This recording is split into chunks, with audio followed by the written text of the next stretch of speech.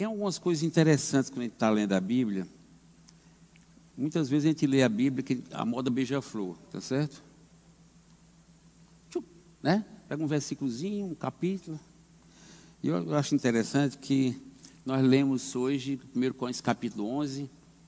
E com certeza antes do 11 tem mais 10 capítulos, né? Então a gente vai conversar um pouco agora dos 10 capítulos anteriores. Vamos ver se a gente consegue.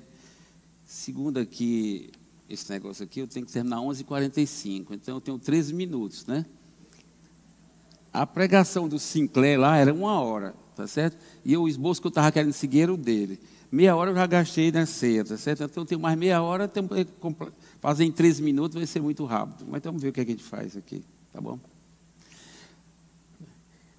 Primeiro, queremos louvar e agradecer a Deus.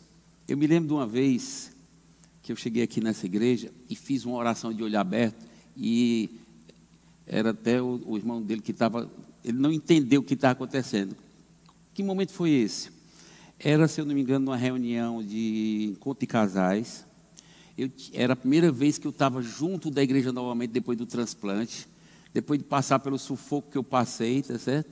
E ele me chama para frente para orar. Aí eu oro de olhos abertos, olhando pela alegria de ver os meus irmãos e estar junto com a família de Deus novamente. Então, com certeza, tá certo? É momento gostoso essa reunião que Deus está permitindo voltar aos poucos e estar junto com os irmãos aqui. Eu passei muito tempo fora, estava viajando. E chegar e voltar aqui, para mim, foi um conforto, uma alegria muito grande.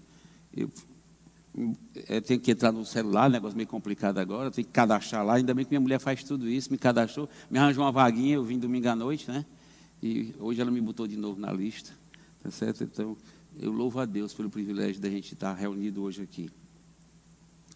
Essa comunhão com Deus Pai, Filho e Espírito Santo, que Deus, na sua graça e misericórdia, nos concedeu, ela é motivo de bênção. Na ceia, a gente estava falando sobre a nova aliança que Deus estabeleceu. Houve a primeira aliança lá em Êxodo 19, onde Deus fez uma aliança lá com Moisés e disse: se guardares o meu mandamento, vós sereis a minha propriedade peculiar, nação santa, povo de propriedade exclusiva de Deus. Na nova aliança que Jesus Cristo estabeleceu, naquele dia da ceia, Jesus Cristo disse assim: nisto conhecerão que sois meus discípulos, se vos amardes uns aos outros como eu vos amei. Como é que é o amor de Cristo por a gente? Ele deu a sua vida. Se a gente for lá para 1 João foi escrito para que você saber se você é crente. Você quer saber se você é crente? Leia 1 João, lá tem um checklist, bem direitinho. Se você odeia seu irmão, você não conhece a Deus, né? Se você não dá a sua vida pelo seu irmão, você também não é crente, de jeito nenhum. Se não crê que Jesus Cristo é o Filho de Deus, também você não é crente. E se você duvida da palavra que Deus dá, você está chamando Deus de mentiroso. Nós lemos esse trecho agora, 1 João 5:9. Então, é muito interessante, tá certo? A gente entender claramente essa aliança e esse casamento que Deus faz. Eu gosto de usar a palavra casamento porque talvez tenha um simbolismo mais exato para a gente, do significado dessa aliança. Deus, quando nos criou, se criou segundo a sua natureza, numa santidade perfeita. Com Deus não existe esse negócio de convivência com o pecado. Ele não aceita de forma alguma. Como é que a gente pode aprender um pouco sobre a santidade de Deus? Quem lê o Velho Testamento dá para entender muito bem quando Deus criou o tabernáculo. No tabernáculo tinha o lugar santo e tinha o lugar santo dos santos. O lugar santo, para você entrar naquele lugar santo, tinha um conjunto de rituais de purificação, que todos aqueles rituais de purificação passavam por sangue, já lembrando que o salário do pecado é a morte e que sem sangue não tem remissão de pecados. E tinha um lugar chamado Santo dos Santos. Dentro do lugar santo tinha um lugar chamado Santo dos Santos. Esse é que era o ritual de purificação, e o simbolismo de purificação era muito violento, a ponto de você só poder entrar no lugar santo dos santos lá, depois de vários rituais, mas você entrava com a corda e com os sininhos, Porque se por acaso você tivesse errado um pouquinho, Deus não perdoava. Era morto e não tinha como entrar para tirar o cara. Então, se deixasse de balançar o sininho, é porque o cara tinha morrido. Aí tinha que puxar, alguém via no lugar santo e puxava com a corda. Então, esse entendimento da santidade de Deus é fundamental. O próprio Jesus Cristo, quando foi ensinar a orar, disse: Pai nosso que está no céu, santificado seja o teu nome. Deus não divide a glória da perfeição e da santidade, tá certo? Com nada. Ele não negocia, não tem esse negócio de negociar com isso, de forma alguma.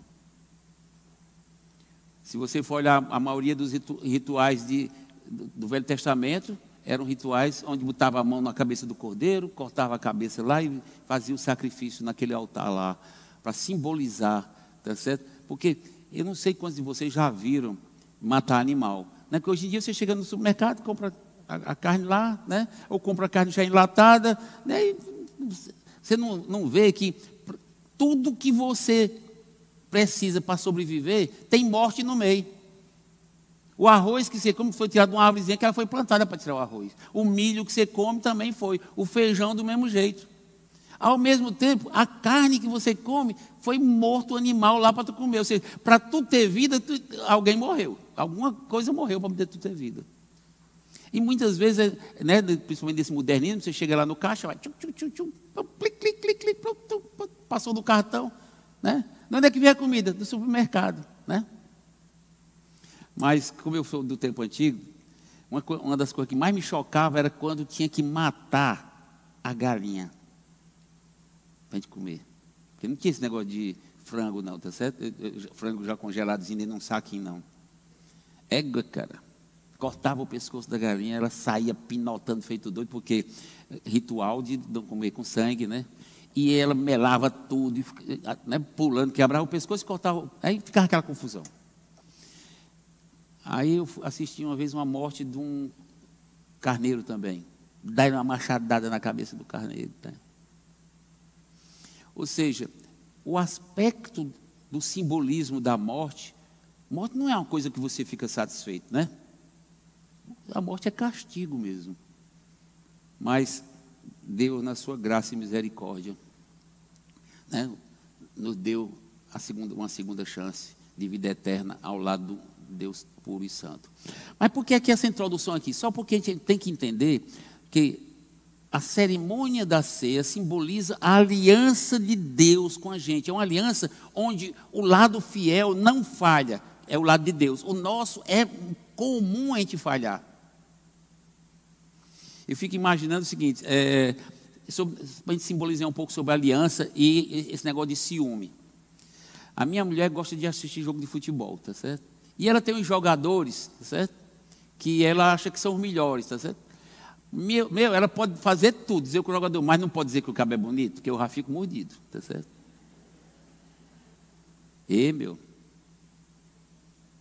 Ao mesmo tempo, às vezes eu estou dirigindo o carro, tal, não sei o quê, aí eu vejo algumas coisas, ela diz, passa a mão na minha perna, é aqui que tu tem que olhar, tá certo?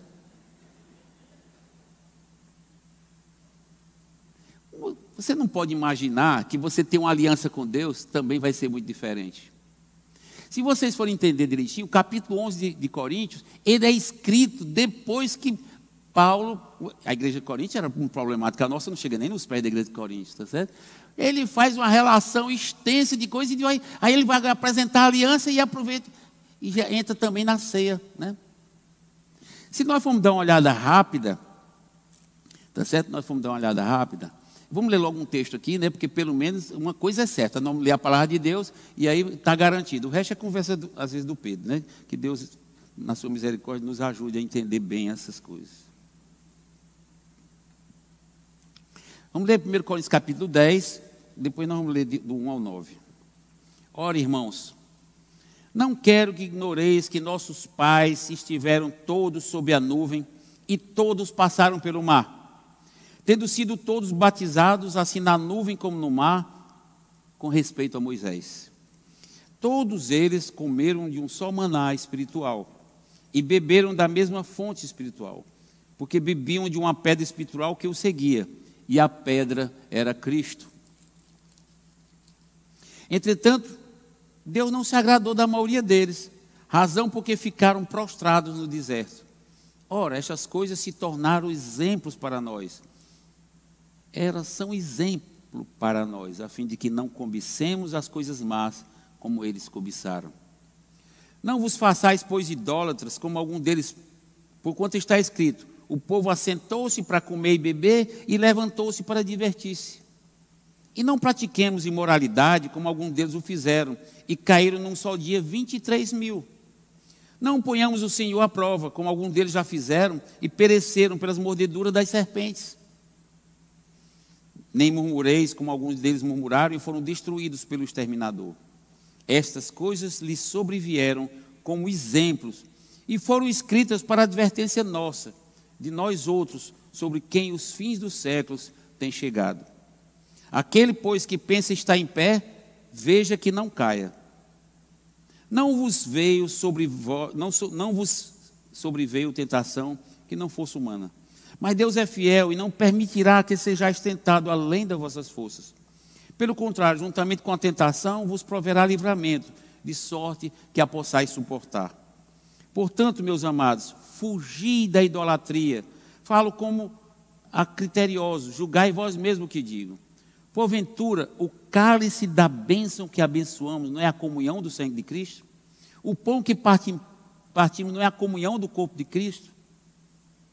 Porque nós, embora muitos, somos unicamente um pão, um só corpo, porque todos participamos do único pão. Então, esse é o texto de capítulo 10. Você imagine agora, fechando os olhos aqui, o capítulo 1, 2, 3, aí eu vou dar um resumo rápido de cada capítulo desse. Aí Paulo resolve fazer uma conclusão. Olha, lembre-se que povo nós somos. Lembre-se do como a Bíblia está registrada, porque um dos grandes sinais que faz reforçar a nossa fé e faz Deus ser realidade é isso aqui. Eu não sei o que acontece com vocês, é o seguinte: normalmente, quando você está perturbado, você lê que livro? Salmo, né? Mas, às vezes, sabe qual é um livro bom de ler, quando você está meio perturbado? Pegue o livro de Reis e Samuel e Crônicas e vá ler, que você vai ver a realidade desse nosso Deus, como é que ele se relaciona, como é que ele faz, como é que ele livra, como é que ele lhe dá cacetada, tá certo? E aí, a Bíblia é um dos sinais mais fortes da realidade de Deus, as histórias que estão registradas, as profecias que foram registradas e tudo isso que está registrado. Então, uma das coisas que ele chama a atenção aqui é: lembre-se do que está registrado nas Escrituras, quem é esse Deus, que é o Criador de todas as coisas, e como é que ele fez aliança no Velho Testamento, como é que é a aliança no Novo Testamento, e como é que esse relacionamento que é esperado. Essas alianças são alianças de amor, são casamento, tem ciúme envolvido. Eu cheguei de viagem, aí brincando com minha mulher, achei que passei muito tempo fora, e a minha mulher já estava se acostumada a viver sem marido, né? Resolvendo tudo sozinho, não perguntava mais nada para mim, tá certo? E aí, depois do jantar, nós sentamos no sofá, e normalmente ela gosta de assistir Netflix, e Netflix assim, lá em casa, eu que escolho o filme, tá certo? O que ela escolhe, porque se eu escolher o filme, ela não assiste, mas eu tenho que assistir o que ela assiste, pronto. Sentamos para assistir o filme, e nesse dia ela escolheu um filme muito interessante. Um caba muito bonito, fazendo umas coisas muito arrumadas e tal. O nome do filme, vocês sabem? Lúcifer. Eu digo, vixe Maria.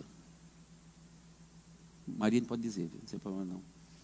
Então o que é que acontece? Eu disse, minha filha, é o seguinte: essa minha casa está muito diferente, eu acho que é bom, então não dá louvor para esse cara não. Como o diabo estava bonito e fazia umas coisas interessantes, tá certo? Digo, não, meu filho, não dá para isso, não dá para nós não. Nós não vamos trocar o nosso amor, né, e o nosso louvor, e a nossa glória, e o nosso tempo, dando louvor a Lúcifer logo, né? Então, nós temos que encarar esse aspecto. É a mesma coisa de você estar andando na rua, achando as mulheres bonitas, e o que é que a sua mulher vai pensar de você? Porque hoje em dia, né, esse negócio de mulher bonita é um perigo, porque você entra num shopping, As mulheres são quase sem roupa, né? E tem uns enfeites bonitos danados. É um problema, tá certo? Se você fechar os olhos, vai topar e vai cair, né? Mas olha, Paulo, quando chega no capítulo 10, que começa a lembrar dessa aliança e desse casamento com a gente, a parte culminante desse é a celebração da ceia. Na igreja de Corinto, inclusive, o pessoal chegava cedo, outros só chegavam mais tarde porque eram escravos, e o negócio era comer e tomar porre lá, e ficavam tudo doidão lá, né? E uns ficavam com fome, outros... Não era a ceia do Senhor, não era uma celebração de boda de casamento, não era um aniversário de casamento. Porque a ceia é uma celebração de casamento, é a família reunida, olhando como é que foram os frutos desse casamento, e as bênçãos que esse casamento trouxe. Se nós formos olhar como é que chegou no capítulo 10, vamos lá para 1 Coríntios.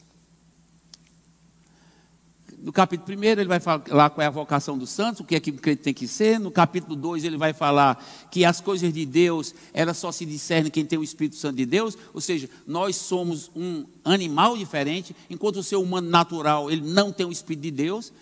O ser humano natural só pode entender das coisas do ser humano. Aquele que nasceu de novo em Cristo, como Deus prometeu lá, a promessa tem lá em Ezequiel 36, Deus disse que ia trocar o coração de carne, de pedra, botar um coração de carne, e ia colocar o Espírito Santo dele dentro dessa nova aliança, dentro das pessoas, para que as pessoas soubessem guardar os seus mandamentos e amar Ele. Ele lê Ezequiel 36 que está lá, bem explicadozinho. Jeremias também 31 fala a mesma coisa. Então, após Paulo falar dessas coisas, ele gosta de dizer assim, tinha uma brincadeira que a gente fazia lá no Ceará, é o seguinte: aquele que não tem o Espírito Santo de Deus, ele está morto para as coisas espirituais. Não, cuidado. Às vezes os jovens queriam namorar com pessoa de incrédula, aí, olha, cuidado, isso é defunto. Não nasceu de novo, meu filho. A primeira vez que eu conheci a Cássia, eu tinha chegado na casa de um amigo meu, viúvo, né, doido para casar de novo. Aí, a Cássia, o carro dele estava lotado e precisava dar carona a umas pessoas. E uma dessas pessoas era a irmã da mulher dele e a Cássia. Aí a Elisa chegou perto de mim assim e disse assim: Pedro, essa menina é muito joia. Se não fosse defunta... Graças a Deus que Deus ressuscitou ela e me deu, tá certo? E eu sei que eu pedi muita confirmação a Deus sobre isso. Capítulo 3. Capítulo 3 tem uma confusão danada. Eu sou de Paulo, outro negócio de time, né? Dentro da igreja, cheio de partidarismo. No capítulo 4,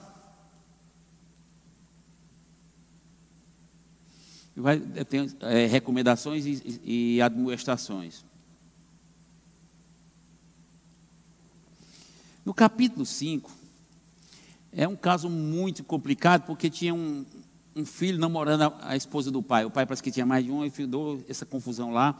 E Paulo, de modo duro, tá certo? Disciplina o cara de longe.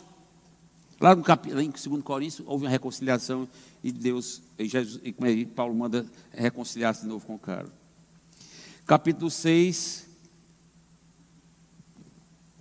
Paulo repreende o litígio que estava havendo, né, intriga dentro dos irmãos, intrigados do outro sem falar. No capítulo 12, versículo 6, versículo 12 do capítulo 6 fala sobre a sensualidade, tá certo? Todas as coisas me são lícitas, mas nem todas convêm, todas as coisas me são lícitas, mas eu não me deixarei dominar por nenhuma delas. E ele diz: não sabeis que o vosso corpo são membros de Cristo? Eu, porventura, tomaria os membros de Cristo e os faria membros de meretriz? Absolutamente não. Ou não sabeis que o homem que se une a uma prostituta forma um só corpo com ela? Como se diz, serão os dois uma só carne. Mas aquele que se une ao Senhor é um espírito com Ele. Fugir da impureza. Qualquer outro pecado que uma pessoa cometer é fora do corpo. Mas aquele que pratica imoralidade peca contra o próprio corpo. Acaso não sabeis que o vosso corpo é santuário do Espírito Santo que está em vós, o qual tendes da parte de Deus, e que não sois de vós mesmos? Porque fostes comprado por preço. Agora, pois, glorificai a Deus no vosso corpo. Capítulo 7, ele vai falar sobre casamento, estabilidade da família, fidelidade no casamento, né?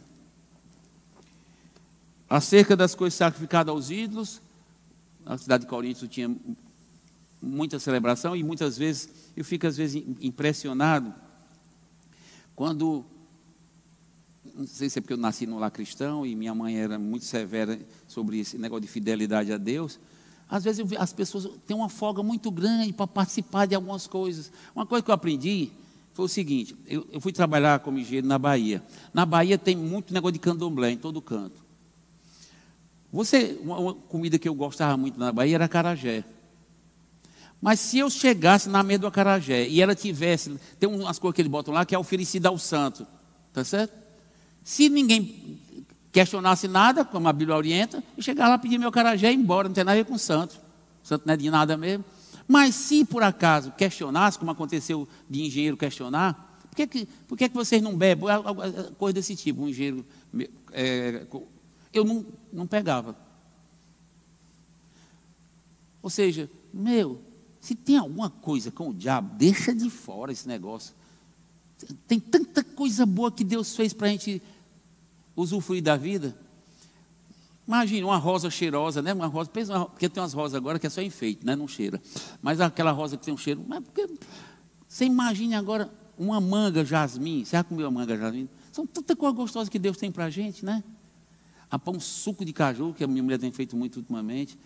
Um baião de dois com piqui. Deus tem tanta coisa que Ele fez.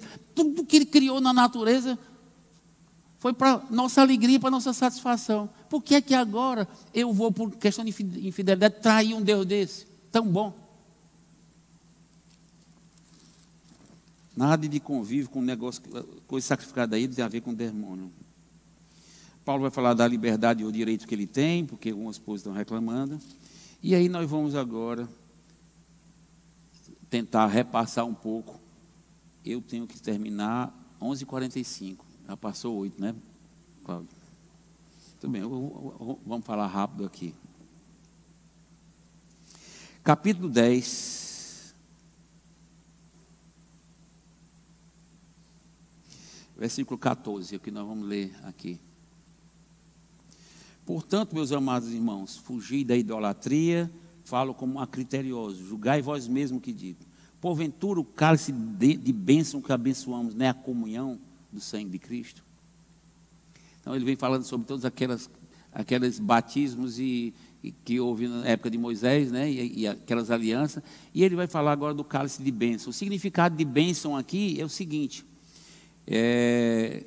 numa das pregações que eu assisti, ele explicava qual é o significado de bênção aqui no registro das Escrituras.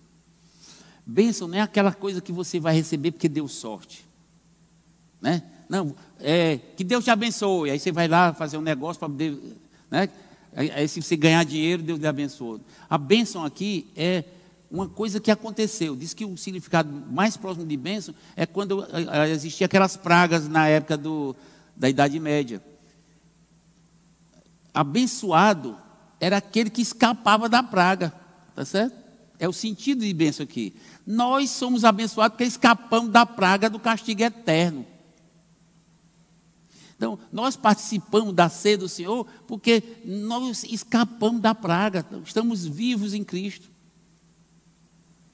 Então, o primeiro item nosso aqui era lembrar da bênção que é ser participante do cálice e do pão.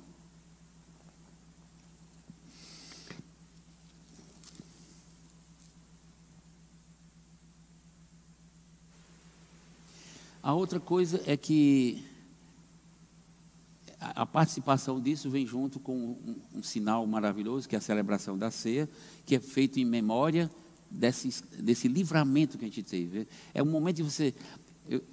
outro dia, conversando com um amigo meu, já faz algum tempo, né? Ele dizia, uma das coisas boas quando a gente chegar no céu, sabe o que é que vai ser? Eu não preciso mais de esperança, não preciso mais de fé, eu só tenho alívio, né? Ai, cheguei aqui, escapei, né? Então, essa lembrança dessa festa é dizer, nós escapamos, e nós estamos pela fé de que Deus, na sua palavra é imutável, celebrando isso, celebrando e rememorando que nós estamos vivendo na promessa que Deus deu, e Deus não é mentiroso. João é muito direto nesse aspecto.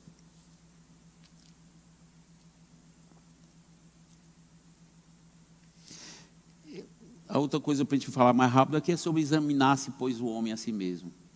Uma coisa que eu quero falar sobre esse negócio de examinar o homem a si mesmo, eu vou ler para vocês Êxodo capítulo 12, para a gente encerrar.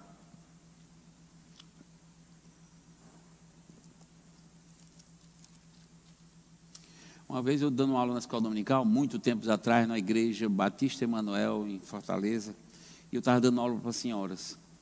E ainda hoje eu me lembro dessa irmã. Eu falando que uma vez salvo, você não perde a salvação. Você nasceu de novo, você é filho.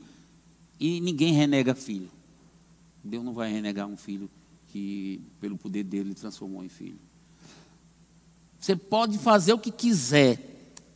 Não tem perigo de você perder a sua salvação. Aí terminou a aula e tal. Aí a irmã chegou perto de mim assim: Pedro, não ensina assim não, porque as pessoas vão tudo fazer besteira. Ela sabe que está salvo, não perde mais a salvação. Isso não é jeito de ensinar, não. Eu digo: não, minha irmã, que conversa é essa? A senhora conhece Hebreus 12? A Bíblia diz claramente, tem outro ditado cearense, né? Quem come do meu pirão, participa do meu cinturão. Tá certo? E aí, Hebreus capítulo 12, vai explicar aquele aspecto que Deus disciplina os seus, para a gente não ser julgado com o mundo. Nós somos julgados por Deus porque somos filhos. Deus exerce disciplina. Em Hebreus capítulo 12, tem duas coisas interessantes. Eu vou falar de uma que tem interessante aqui. Primeiro versículo 12, só para poder dar uma lembrança assim, é sobre da alegria que Deus teve em nos salvar. Capítulo 12, versículo 12, olhando firmemente para o autor e consumador da fé, Jesus, o qual, em troca da alegria que lhe estava proposta, suportou a cruz. Qual é a alegria? O amor de salvar pessoas. Ele aguentou a cruz. Então, é interessante esse versículo aqui, que mostra esse amor e a alegria de Cristo, de obedecer a Deus Pai, fazer toda essa obra que Ele fez para nos dar a salvação. Olhando firmemente para o autor, consumador da fé, Jesus, o qual em troca da alegria lhe estava proposto, suportou a cruz, não fazendo caso da ignomínia, e está sentado à destra do trono de Deus. Considerai, pois, atentamente aquele que suportou tamanha oposição dos pecadores contra si mesmo, para que não vos fatigueis desmaiando em vossa alma. Essa vida aqui tem um sofrimento meio grande, né? Versículo 4. Ora, na vossa luta contra o pecado, ainda não tendes resistido até o sangue. E estáis esquecido da exortação que, como a filho, discorre convosco? Filho meu, não menosprezes, não faça de conta que não é nada, não menospreze a correção que vem do Senhor. Nem desmais quando por ele és reprovado. Porque o Senhor corrige a quem ama, e açoita a todo filho a quem recebe. É para a disciplina que perseverais, pois que filho há que o pai não corrige? Mas se estáis sem correção, de que todos se têm tornado participantes, logo sois bastardos e não filhos. Então, uma das coisas interessantes dessa aliança aqui, é saber que nós fomos adotados como filho, e, como o apóstolo Paulo escreveu em Coríntios, não é à toa que tem poucos que estão doentes, e alguns até que já morreram. Por quê? Porque Deus disciplina os seus. Não, peraí, vou levar isso logo para casa. Porque morrer, na verdade, é um privilégio, né? Não, esse filho meu está dando muito trabalho, está criando muito problema. Peraí, deixa eu quebrar logo o pescoço dele aqui e levar logo aqui, tá certo? E, seja, o Filho de Deus, de um jeito ou de outro, ele tem um fim glorioso. Agora, a advertência que é dada aqui é o seguinte: se você é casado no sangue de Cristo, lembre-se que você agora foi adotado como filho, e Deus, não tem como você se esconder de trás da porta, não tem como você pensar sem ele saber o que está fazendo, está certo? Ele vai lhe pegar. Agora, se você tem uma vida totalmente desregrada, está certo? E não está acontecendo nada, Deus não está lhe pegando de jeito nenhum, aí a Bíblia diz que tem um recado aqui para você. Você tem que procurar Deus, pedir misericórdia dele e buscar a salvação em Cristo, porque você não é filho de Deus. Você é filho de Satanás, mas de Deus não é. É bastardo. Ele diz claramente aqui que você não é filho de Deus. Então, se você é filho, Romanos 8 diz claramente que tudo que acontece na nossa vida é porque para você andar parecidinho com Jesus Cristo, bem arrumadinho, tá certo? Começa a fazer besteira para tu ver, tá parecido com Cristo, não, vai levar a peia, tá certo? Vai levar a peia.